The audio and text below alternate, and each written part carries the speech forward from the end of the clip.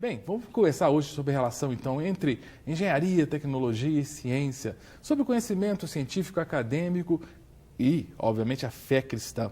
E nada melhor conversar com um professor universitário, Raoni Barros, que nome bonito, Bagno, é italiano? Está tudo misturado aí. Né? Tudo misturado. Não, porque o primeiro nome é bem brasileiro, né? Indígena. É indígena, Raoni. O nome é indígena. É homenagem só. Grande guerreiro. Grande guerreiro. Mas não, quer dizer grande guerreiro, Raoni? Quer dizer grande guerreiro. Que legal. Na verdade, meu avô é filho de italiano, né? Sim. Mas eu acho que eles gostaram muito daquele que decidiu dar nomes indígenas, né? Que chique. Então foi Yara, Ubiraci, Jupiaci, né? Meu pai Jupiaci, Yara, Ubiraci e meus filhos. Ah, são nomes bem latino-americanos, bem brasileiros. Bem brasileiros. Yara, Ubiraci e Jupiaci. E Raoni. E Raoni depois legal. na sequência. Depois nós desistimos de continuar. Baixa a criatividade para tanto nome. Exatamente. Né? Que legal. O Raoni, você está na área da tecnologia desde a sua graduação, da engenharia, né? Você se graduou em engenharia? Eu fui técnica eletrônica, né? Formado pelo Cefet. Ensino médio. Anos atrás, no ensino médio. Né? Me apaixonei logo pela área. Meu pai queria que eu fosse músico. Meu pai foi músico profissional, né, da Orquestra Sinfônica de Minas Gerais. Qual que era o instrumento? Você lembra? Clarinete. Clarinete, que chique. Era clarinetista. E é claro que isso influenciou muito a gente lá em casa. Hoje nós somos apaixonados por música, não tenha dúvida. Mas escolhemos a veia técnica para a profissão. Você fez, então, na época, o ensino técnico, né? Do Cefet, aqui em Minas Gerais. Isso, em eletrônica. Fiz a minha graduação na Universidade Católica, em Engenharia de Controle de Automação. Engenharia de Controle de Automação. Isso. Meu Deus. Difícil, hein? Controle de automação. Eu também achei muito difícil. Não foi fácil. Porque eu sou de humanas, certos nomes das exatas me assustam. Né? Porque falar automação, pensa em robô. É isso mesmo? O que Parece. Na verdade, o robô ele é um instrumento mecatrônico, né? Mas no que tange as questões do controle, né, precisão, movimentos, a modelagem de comportamento tem muita contribuição da automação num tipo de artefato como esse. Né? Mas a engenharia de controle de automação ela é também muito voltada para o controle dos processos da indústria. Né? Então, para que as coisas não só funcionem sozinhas, mas funcionem de forma mais precisa, né? Mais próxima daquilo que é o desejo, né, final daquele processo. Isso aí é século XX, né? Porque se pensarmos no Fordismo, lá no século XIX, Revolução Industrial, não era automação, né? Ela não tinha esse nome. Provavelmente muitas coisas poderiam, às vezes, ser chamadas de automação, mas vamos dizer que as tecnologias que deram origem uma coisa é existir o conhecimento, né? Outra coisa é aquilo justificar uma especialidade de engenharia. Hoje no Brasil nós temos dezenas de especialidades de engenharia, isso é um assunto que está há muito tempo em discussão no próprio CREA, né? Mas para se justificar uma especialidade, uma pessoa que vai se formar especificamente na profundidade do conhecimento daquela área, né? Eu diria que a automação ganhou seu espaço a partir da década de 70, né? É o advento da computação como um todo, desses recursos da eletrônica, né? Deram muito status a essa área. Agora, né? Você falando dessas engenharias, é engraçado porque você me fez pensar mesmo. A sua época você tinha civil, elétrica, mecânica, engenharia de Minas, lá em Ouro Preto, mas aí surgiu, pelo menos começou a falar muito de engenharia de produção. Inclusive você hoje é professor da UFMG, Departamento de Engenharia de Produção. O que é engenharia de produção, Raoni? Olha, eu fiz essa mesma pergunta quando eu fui... Fazer o concurso? Quando eu fui fazer o concurso eu já sabia. Faltava essa, fazer um concurso, não sei o que é o curso.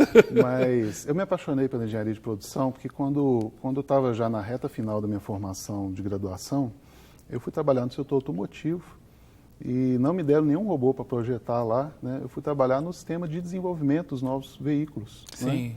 Então, aquilo mesclava de uma maneira muito intensa questões tecnológicas com questões gerenciais.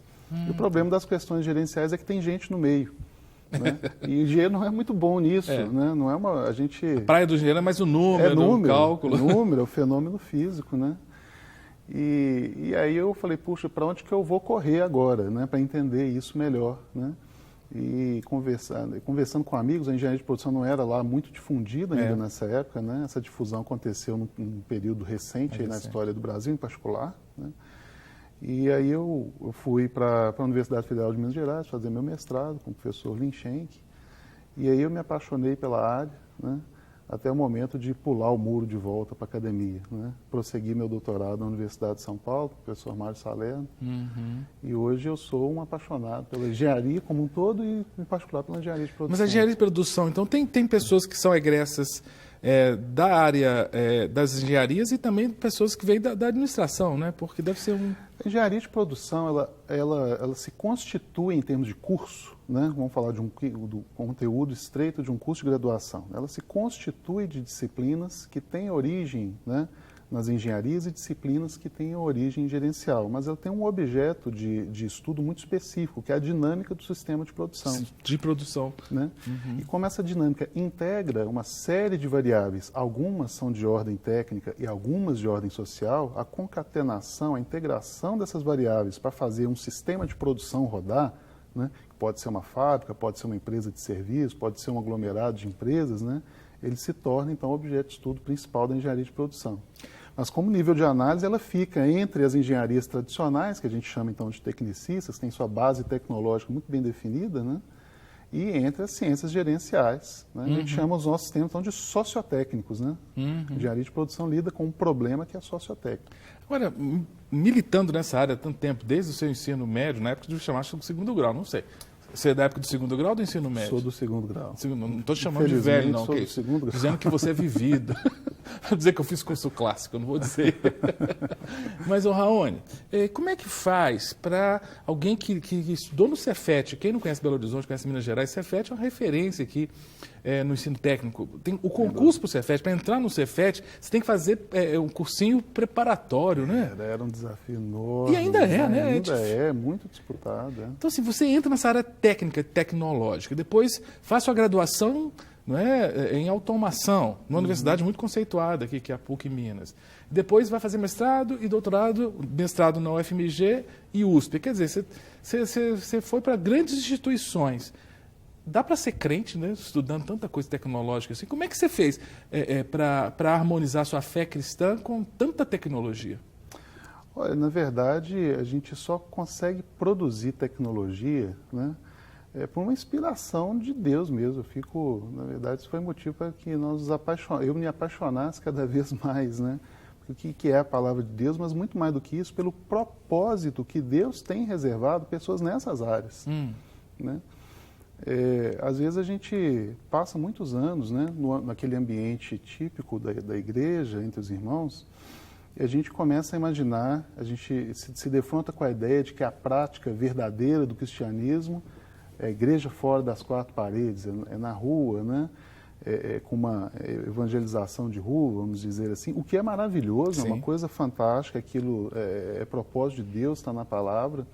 Mas Deus precisa de excelentes técnicos, Deus precisa de psicólogos, Deus precisa de pessoas influentes na sociedade, né? Precisa de gente que ajuda a tomar as grandes decisões que levam, eventualmente, outras pessoas a estar em condições de vulnerabilidade, né? Então, quando a gente ora e pede, Deus me dá uma nação cristã, me dá uma nação rendida aos seus pés, Deus precisa de colocar as pessoas ali. E é claro que eu vivi esse conflito em alguns momentos, né? Puxa, eu estou num ambiente tão frio, né, com relação aos aspectos religiosos, talvez se eu tivesse um ambiente menos frio, né, eu poderia exercer isso melhor, eu poderia me encontrar, eu poderia me encaixar mais naquela pregação, naquela palavra que eu ouvi, né. E na verdade, foi maravilhoso como Deus foi me mostrando aos poucos, assim, eu te quero ali, eu tenho uma missão para pessoas ali, eu preciso de vozes cristãs nesses lugares da sociedade. Na academia, na universidade, as pessoas sabem, os alunos, os colegas sabem que você é cristão evangélico? Porque essa questão assim, pergunta, você sabe que você é cristão? Assim, nós somos uma nação de origem católico-romana e catolicismo romano é cristão, não é islâmico, não é budista. Claro. Então, assim, você pergunta, sabe que você é cristão? De repente, a pessoa é católica, é evangélica, é protestante. Estou perguntando assim, sabe que você é crente mesmo, daquele que vai à igreja, lê Bíblia, ou você é agente secreto? Como é que é a situação? Eu não escondo de ninguém, claro que não.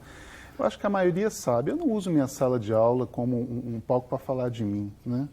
Eu acho que isso é, inclusive, muito perigoso, né? O nosso papel lá é o papel que está associado a um conteúdo, a um tipo de esclarecimento, e eu acho que a forma mais ética possível de se fazer isso é tentar demonstrar isso de uma maneira que não seja essencialmente atrelada, né, à nossa visão particular sobre o assunto. Mas olha, Cássio, é quase impossível a gente não transbordar aquilo que a gente é. Que a gente é. Né? E a gente lida com assuntos que são polêmicos, né?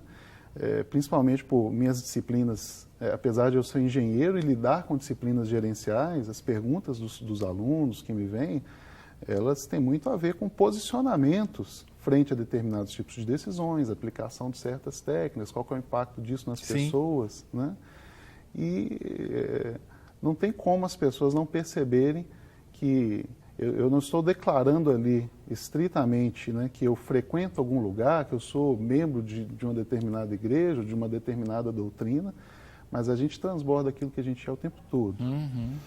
E é extremamente interessante, alguns são os alunos de uma sala de aula, que você lida um versus vários, e ali é um pouco mais impessoal a relação, mas chega em dados momentos que as pessoas te procuram por uma orientação pessoal, numa iniciação científica, num trabalho de final de curso, num trabalho de mestrado, né, um pouco mais intenso.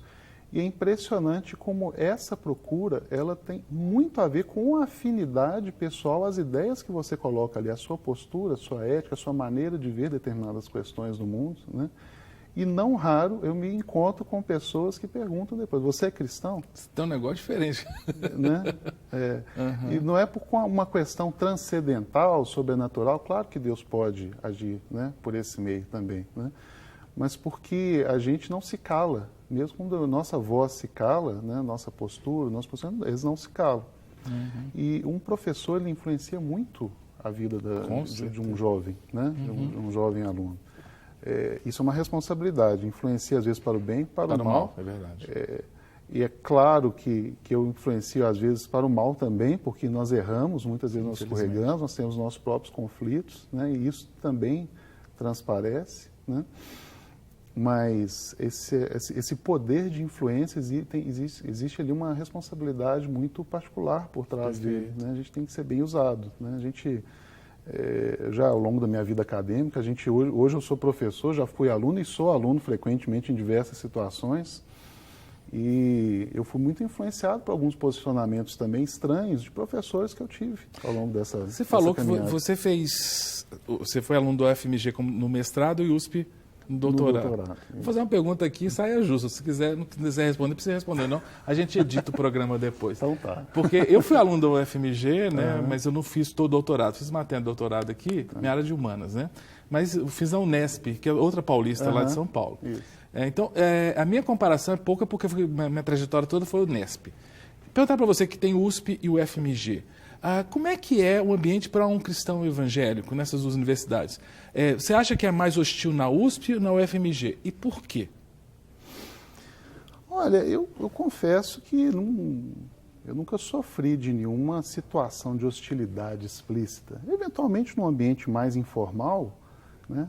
Claro, pode ter uma brincadeira, pode ter uma provocação, mas ela acontece com relação a outros posicionamentos que nós temos também, acontece com relação ao posicionamento político, acontece com relação ao nosso time de futebol. Mas você tinha colegas no mestrado, no doutorado, que eram também evangélicos, evangélicas? Tive alguns colegas evangélicos, cristãos, e tinha também outras pessoas que não professavam nenhum tipo de fé. Né? Mas como é que é a questão do evangelho? Porque assim, muitos falam assim, a academia, a universidade, o UFMG, USP, Unesp, Unicamp, é cemitério de vocação. A pessoa vai para a universidade e se virar professor, aí piorou. Aí vai negar a fé. O que você tem a dizer sobre essa colocação? Olha, o que eu posso dizer é que o ambiente universitário, de uma certa forma, e aí vale para todas essas universidades, são um pouco mais intensas, né, nessa questão da pesquisa, ele é um ambiente de confronto. A academia, ela constrói o seu conhecimento baseado em confronto. Você é confrontado o tempo todo, né? Então, quando eu falo que eu nunca passei por nenhum constrangimento específico dessa natureza, é porque esses ambientes tendem a medir, eles medem muito as pessoas, né? A gente está sempre com métricas atrás de métricas, até uma questão que gera um certo estresse nesse tipo de ambiente, mas mede as pessoas muito baseado nos resultados que elas geram. Né? E aí que eu volto naquela questão. Muitas vezes a gente carrega uma determinada bandeira, mas a bandeira pode ficar comprometida se nós não exercermos adequadamente a função que nós estamos lá. né? Então, a sua bandeira tende a ser valorizada se você é uma pessoa que conquistou o respeito pela sua competência. Pois é, o que você pensa de... Eu conheço casos, de repente, aí não somente na academia professor universitário, mas que pega a aula dele lá de, sei lá, nanotecnologia e começa a falar de Jesus. Ou o profissional do escritório que está lá na máquina, ele é um contador, está fazendo declaração de imposto de renda, mas aí entra num site gospel para ouvir uma música. Isso é sério, né, o Raoni? Eu acho que não está certo, não. Com certeza, com certeza. Olha, a gente não precisa, a gente eventualmente precisa de usar palavras para evangelizar, eu já escutei isso, né? Então, a nossa prática cristã, né, ela precisa primeiro ela ser pautada pelo cumprimento do nosso dever, né? Eu vou influenciar muito mais pessoas se eu estiver cumprindo com ética, com respeito, com autoridade o dever que me foi concedido, né, que se eu confundir as atividades, né? Então, no momento que eu estou exercendo a minha aula, exercendo a minha pesquisa, eu não sou muito diferente de um islâmico que está fazendo pesquisa. Por que seria? Né? Se ele segue aqueles procedimentos, se ele discute, né, com base nas mesmas teorias, quer chegar a determinados resultados, a minha ciência ela não vai ter uma diferença intrínseca naquilo que ele está fazendo. A diferença nossa, ela está em termos de propósito, né? Uma pessoa que às vezes que é ausente, né, de uma prática de fé, de uma prática religiosa, ela pode fazer o mesmo trabalho que eu, muitas vezes fazem, tem pessoas, claro, que são muito melhores, né? A diferença está no propósito nosso de vida, né? O porquê, qual que é a finalidade de nós estarmos ali, né? No caso, a gente tem vários movimentos.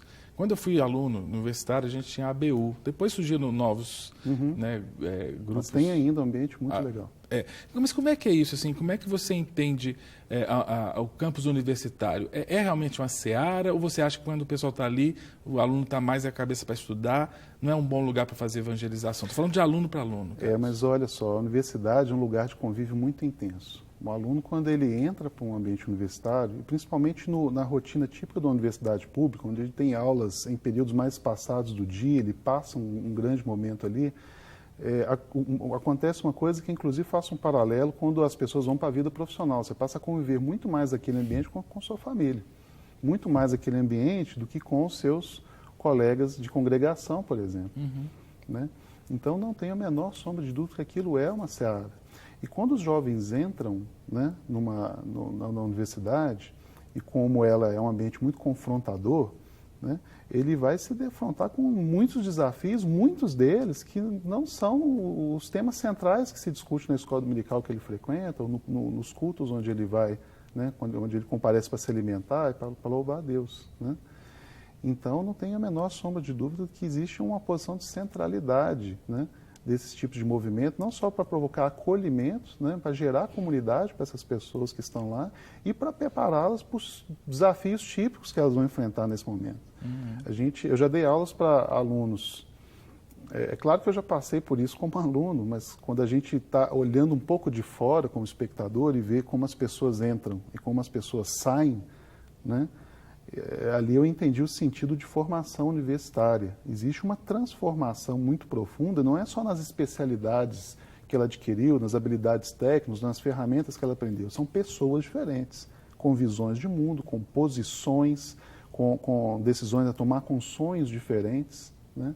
Então, não tenha dúvida que esse tipo de acolhimento que existe na universidade tem uma posição central.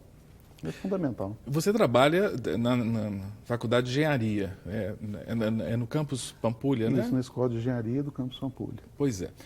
Para quem não conhece Belo Horizonte, a UFMG tem um grande campus aqui, perto aqui até da sede da Rede Super, né? Nós temos várias faculdades ali, Faculdade de Engenharia, Faculdade de Educação, né? E por aí vai, na área de saúde, biológicas. Mas, no caso da Faculdade de Engenharia, das Ciências Exatas, das Tecnologias, você entende, Raoni, que a tecnologia, eu mencionei século XIX, Revolução Industrial, porque foi um avanço tecnológico muito forte. A Revolução Industrial teve esse viés tecnológico muito forte, né? Com a questão da mudança da produção gerada pelo advento da máquina a vapor e por aí vai, linhas de produção. Aí tem o toyotismo no século XX, chegamos aí no século XXI, com a informática forte, a virtualidade forte, uma tecnologia que avança em todos os segmentos da sociedade. Alguns até chamam isso de quarta revolução industrial, né? Reconhecendo essas outras rupturas que houveram aí, que houve, né, antes desse período. Pois é, vamos chamar essa quarta revolução industrial, eu sinto que ela é muito forte porque ela entrou dentro da casa do indivíduo. Exatamente. Entrou dentro da igreja. Quantas vezes hoje a gente vai na igreja e a pessoa está com o smartphone? Ela não está mais levando a Bíblia, papel, está levando o smartphone.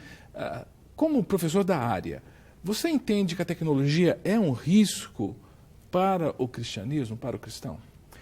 Olha, eu entendo que a tecnologia ela fornece instrumentos. Então, o instrumento ele pode ser ótimo nas mãos certas, péssimo nas mãos erradas, né?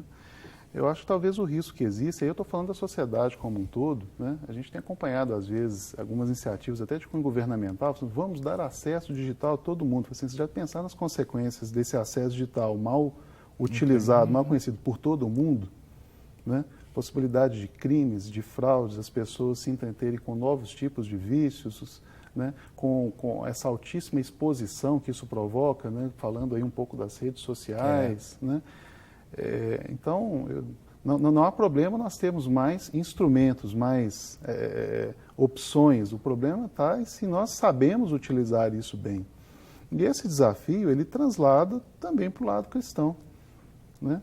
Eu acho o celular uma coisa fantástica. Agora, se as pessoas estão mexendo no celular, desviando a atenção, né, algo que está sendo discutido num ambiente de culto, por exemplo, assim, opa, e aí? Né? Como que isso está afetando a sociedade. E é difícil também, porque eu pensando, eu sou pastor, sabe, Raul? Então eu estou lá na frente pregando, de repente tem um cidadão, um adulto, ou até um jovem, com smartphone, né? Eu não sei se ele está acompanhando a mensagem na Bíblia ou se ele está na rede social, né? Porque também tem isso, né? Pode estar usando para o bem ou pode estar usando. Na sala de aula acontece a mesma coisa. Às vezes tem um aluno mexendo no celular, outro com o computador aberto, né?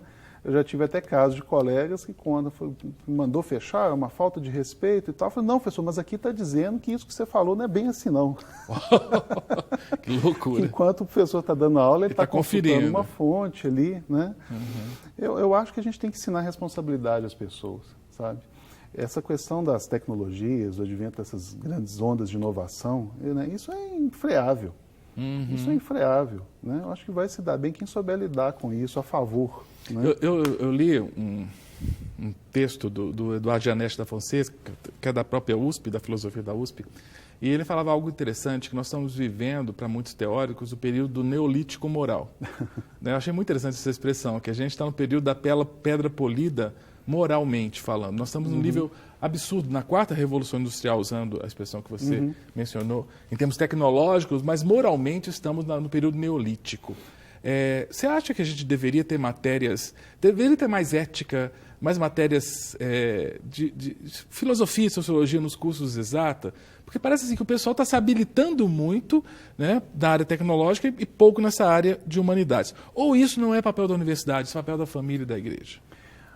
Olha, Cássio, eu diria o seguinte, nós precisamos ter bases mais fortes em filosofia e tecnologia, não tem a menor dúvida. Eu não sei se elas são bem desenvolvidas colocando matérias. Perfeito. Né? Eu confesso que eu fui entender o papel, né, da história, da sociologia, da filosofia. Na minha prática profissional, meu papel como cidadão, eu já tinha formado há uns 10 anos. E olha, é muito difícil, e eu tive que fazer isso em alguma proporção, e faço ainda hoje. A gente começa a voltar e valorizar essas disciplinas, né?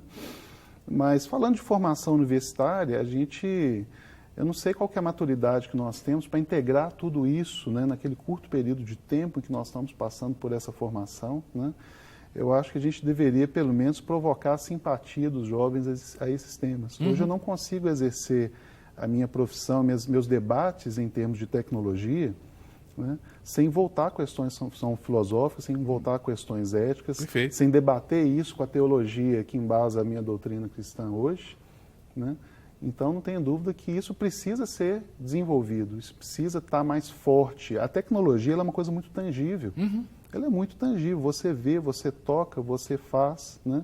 E às vezes a gente lidando com esses jovens que têm, até em consequência do uso das próprias tecnologias, né, períodos de atenção cada vez mais curtos, né, Muitas vezes as pessoas estão dispostas a explorar ideias um pouco mais complexas, tudo que não for imediato, não for divertido, não for imediatamente aplicável, não serve para mim, né? Então, na verdade, nós temos um terreno muito propício à formação desses outros valores, né? E a exploração dessas ideias são mais profundas e que vão pautar mais as reações, o pensamento, as decisões dessas pessoas. Nesse sentido, talvez a tecnologia atrapalhe, gerando imaturidade, né? Porque a criança ela quer a coisa na hora. O adulto maduro sabe que às vezes demora um pouquinho mais. A tecnologia ela é pronta, né? Eu não tenho a menor sombra de dúvida, mas por outro lado, o acesso a esse conteúdo científico, filosófico, o acesso a esses debates, a oportunidade de eu me conectar imediatamente com vários pontos do mundo, são oportunidades igualmente intensas, claras, tremendas, né? Para que eu possa exercitar esse outro lado também, né? Então, talvez a gente precise exercitar nossa educação, me ensina a escolher a fonte. Está cheio de fontes para beber, mas me ensina a escolher a fonte. Perfeito. Né? Eu acho que essa postura, essa responsabilidade que talvez precise estar mais intensa na educação. O acesso à informação está aí. Agora ter filtro, né, para saber qual fonte buscar. Tem informação boa e tem informação muito ruim, né? Pode trazer consequências muito negativas. Com certeza a fonte aqui foi boa, porque nós tivemos, né, uma aula aqui sobre essa relação entre tecnologia, ciência, fé, com o Raoni, professor Raoni Barros Bagno, da UFMG. Raoni, obrigado, querido. Foi rápido o papo, mas foi muito rico, muito instrutivo, né? E parabéns a todos vocês que militam aí na ciência, né? E não abrem mão da fé cristã que tem, né? Porque estão na ciência. Obrigado, querido. Que bom. Eu agradeço. Para receber todas as novidades do canal, inscreva-se. E se curtir o vídeo, clique em gostei. Aproveite para acompanhar a Rede Super nas redes sociais.